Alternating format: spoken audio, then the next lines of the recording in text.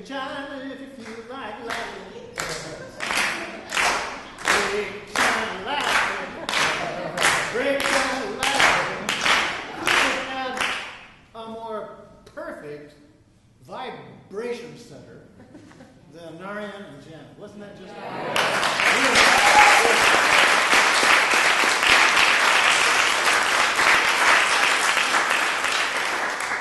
especially for today's presentation of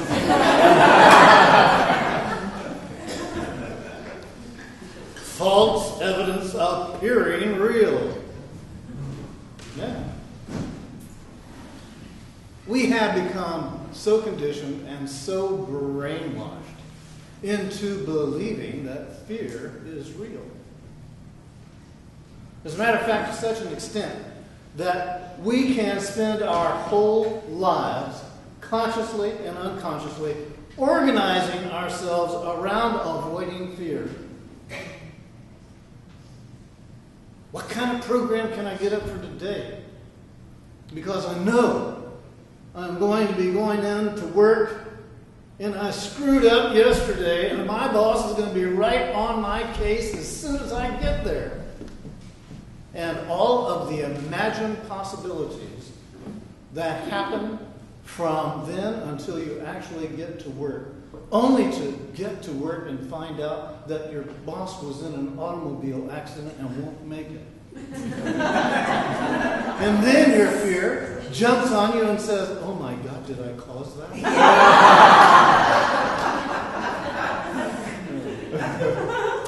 And more importantly, we could train this beast by cultivating a committed intention, quiet understanding and acceptance. So the next time fear comes up on your door, you can refuse to let it in. You see, the only way that fear ever gets an upper hand in our lives is when we give it the upper hand. Fear is an illusion. Fear is a lie. But the way we've been programmed and trained, it's the real deal. Think about it now. If you ever want to be able to control somebody else and prevent them from finding out who they really are, get them to believe in fear. You have to believe in it in order for it to become real to you. If you do not give it your support, it will go away. By the way, did you know that fear has a time limit to it? Approximately a minute and a half. That's it. A minute and a half. What the hell happened to you? Last time I saw you, you looked good. But I see you've been under the effects of fear. You're wrinkled. You're gray. Some of your teeth are loose. You bit all your nails off? Even that yellow one. Okay, that's all it takes is a minute and a half for fear to go through your body. Like, one time, Sarah and I went to call, and we happened to be staying in one of the cabanas there. And during the middle of the night, I had to get up and go to the bathroom, so I made sure that I put my shoes on. And then I also made sure that I turned the light on once I got in there. Of course, it was a 4.5 watt bulb. That was back in the shower. So that when it cast forth its light, there was this huge shadow that appeared up on the wall. At least this big. It was a spider, of course. You know how big spiders grow in Central America? They grow big. They grow very big. Yes. Well, if you don't have a phobia of spiders, a minute and a half, and you're laughing at yourself for getting so upset because of the spider on the wall that did not jump down, rip out your throat, and carry it with you. But if you have a phobia like I do, even the mosquito netting was not enough over the bed once I got back in. It was at least 85 degrees, and I had everything tucked in, wrapped around, and one little hole for breathing. So we all know how that goes, right? We do.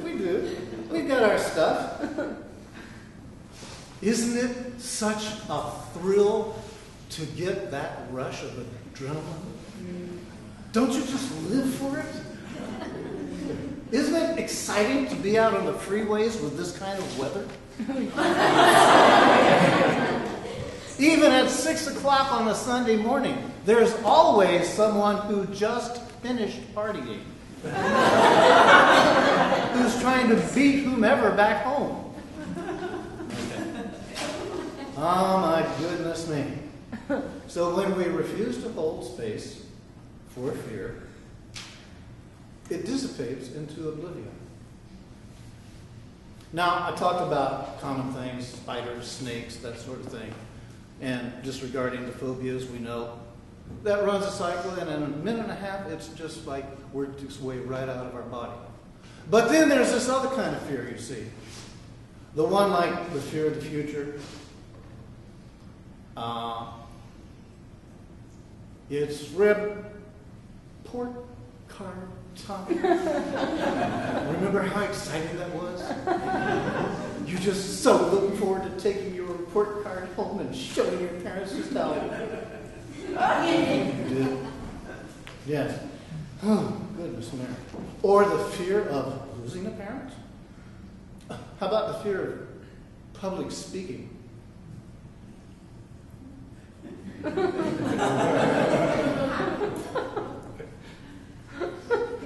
I'm doing okay. Okay, we also have the fear of giving up our comfort strategies. You know, like food, drink, drugs, sex. Did I miss any? Do you have a favorite that you'd like to bring forward? Just checking. All right. So these fears, they have their patterns and they have their behaviors that we have an attachment to because we believe them to be true. So, what's our role in perpetuating things like this, these kind of fears? Fear times resistance equals suffering. Okay? The first thing you have to do is acknowledge the presence of fear. Have you ever had the experience of being afraid and someone turns to you and says, "Are you afraid?" And you say, "No!" Mm-hmm. In denial. That is a form of resistance. That kind of resistance keeps fear in place. You keep fear in place, and I guarantee you it's going to amp up. And that's because you are amping it up yourself. But you can always go to a horror movie and find that there'll be others who will amp it up for you. So if you're not quite scared enough, just stay there because somebody will be ready to scream right in your ear and get you going again. But you see, that's why horror movies are made. To make money off of our fear. That's why fear is still in the matrix in such a powerful way, because it is used to control and manipulate us. When we in ourselves begin to wake up to this and choose to stop participating in it, then the personal fears we had begin to lose their personalness and we start recognizing them simply for what they are. Fear is only energy. Discordant though it may be, it's only energy. It's our identification with it that seems to bring it to a particular life where it has a life unto itself. So, if you begin to recognize this, then you say, all right, it's for me to acknowledge it, stop resisting it, and then I begin to cut down on the self-inflicted suffering I'm going through. One thing that often helps is to find a still spot. Have you ever noticed how fear is pretty agitated? So you need to find a still spot. It's kind of like you find yourself in the ocean of fear and you know that there is a still spot in the form of a sandbar that's big enough for you to get up on, and the ocean of fear will not bother you. Just the knowing of this can bring you to a place of then recognizing one of the things that you can do in the presence of fear is to feel yourself grounded. Some of you have your feet on the floor.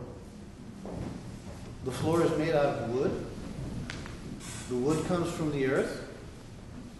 Somewhere in there are connections right to the earth. You can begin to feel yourself in that still spot of experiencing the effect of being grounded.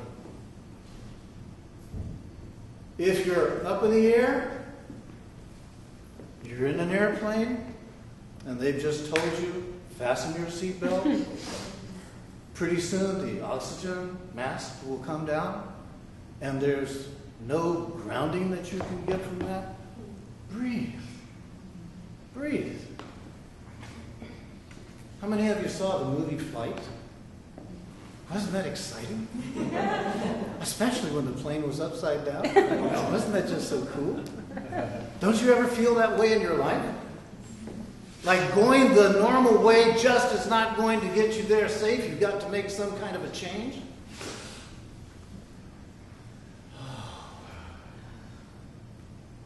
You see, we have within us already that which we need to help us to rise above fear. But we have to put these things to use.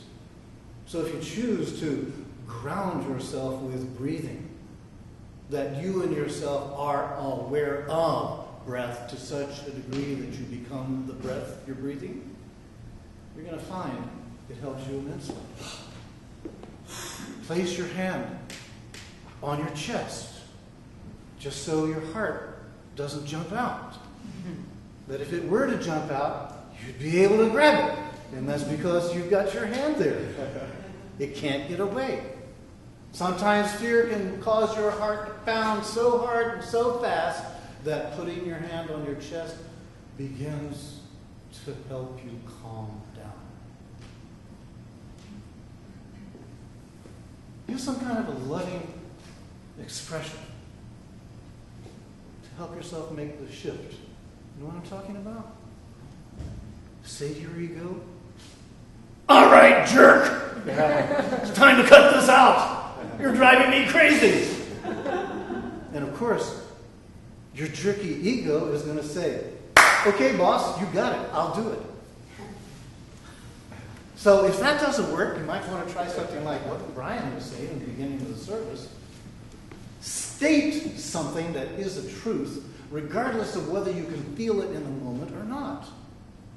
You see, this is using really good technique to go from thought to space, to where you and yourself are grounded, but you also get your activity, your mental activity into this by stating, such as, "My life is blessed. All is well. I am safe." It isn't as if you're trying to convince yourself, and I certainly wouldn't encourage you to try to convince yourself. You don't need to convince yourself of something that already is a fact. You're not making this happen. What you're doing is you are in yourself acknowledging the presence of fear, but instead of succumbing to it by resisting it, you open yourself up and go to a higher level of vibration. And from that higher perspective, you begin to actually state the truth about your being. That then translates into a registration that turns into confirmation. Now, these are only suggestions. When you're actually under the gun, you might remember one or two of these. And if you do, then the encouragement is put it into play. Try it out. You see, this is a learn by doing proposition. And when we learn by doing, we get a visceral confirmation as to the validity of what we're generating. A lot of words to say, we get the effect. The effect confirms what we're doing. Now, this thing that we have made reference to in the beginning as false evidence appearing real, fear, we know that if we pay attention, we're going to discover the shortness of its lifespan. That it is not permanent as it appears to be. Isn't that just a mind blower? When you're under the influence of fear, how it seems like it is forever. It will never dissipate. It will always be there. Only to find that, sure enough, it dissolves. But if you're in the process of living out your fear is just going to be like a chameleon. It's going to change from one thing to another, to another, to another, to another. Until eventually you reach that place of recognizing I am not the fear I'm experiencing. So, we come to this place and we say, don't give up. Don't give up. If you don't feel it, that's okay. Don't give up. Hang in there. Keep going with it. Remember, fear is definitely false evidence. It is not what it appears to be. It appears to be real, but it requires of you that you say, yes, this is real, for it to then become its monster self. So, fear is only an illusion. It's only energy. Do things that make you feel good. If you like to cook, cook. If you like to cook a lot, cook for all of us.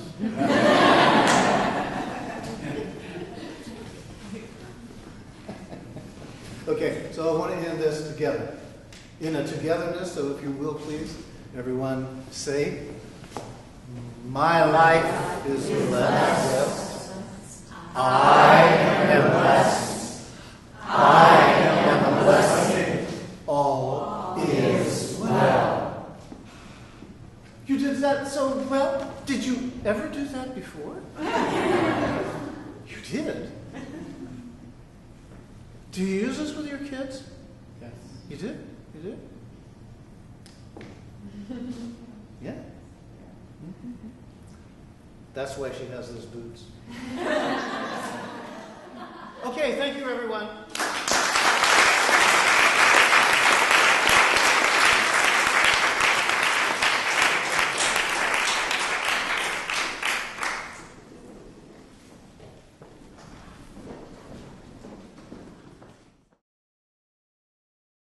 For more information about the Metaphysical Church of Enlightenment or the Rodin Foundation, please go to our website at www.rodin.org.